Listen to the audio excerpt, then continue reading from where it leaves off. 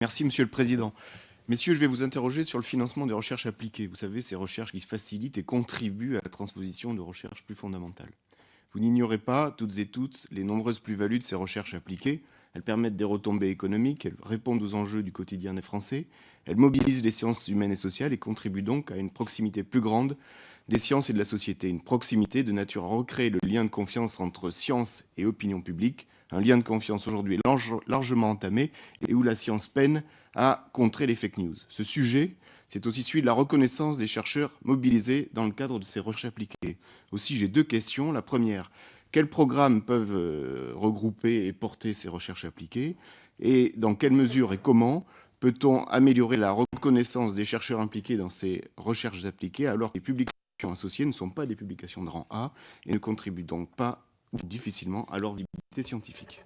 Oui, je vais essayer de répondre brièvement. Donc sur la thèse, je pense que le constat est partagé, je l'ai repris. Effectivement, il va falloir la rendre possiblement plus longue si nécessaire, si de besoin, mieux financée.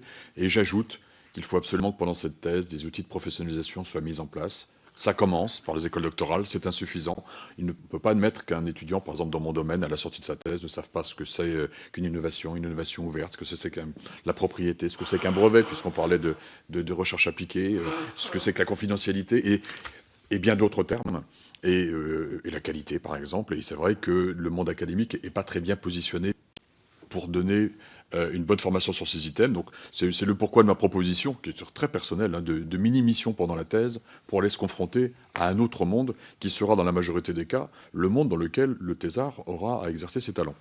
Sur la partie PIA, on parle que de ça. Moi, je voudrais insister que sur le PIA, dans le PIA, il n'y a pas que ça. Il y a les LABEX, il y a les FUI, les fonds uniques interministériels. Bon, tous ces outils-là ont été importants. Ils sont probablement à évaluer. Il y a bien sûr la mise en place des pôles de compétitivité. Il y a plein d'autres éléments. Voir un petit peu comment ça a été un vrai plus. Et pour qui, bon, je vais revenir quand même sur le thème de la santé. La santé ne pose un problème en France qui est assez spécifique à la France. C'est-à-dire que les structures intervenant dans la recherche en santé, c'est certainement dans ce domaine-là qu'elles sont les plus diverses. Ce sont bien sûr les universités, c'est bien sûr les CHU, c'est bien sûr le CNRS, c'est bien sûr l'INSERM, c'est bien sûr l'IRD. Et on a certainement là aussi un problème de multicouche qui reste à résoudre. Donc on pourra en reparler.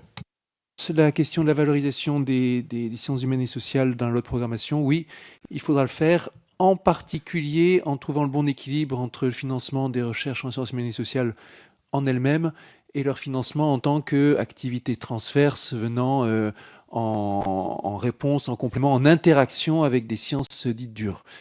Pour continuer sur l'intelligence artificielle, c'est particulièrement vrai. Un bon dosage de projet de recherche en IA, c'est moitié de sciences humaines et sociales, moitié de sciences exactes, que ce soit de l'algorithmique, de la mathématique, de la physique, de la robotique ou ce que vous voulez. Un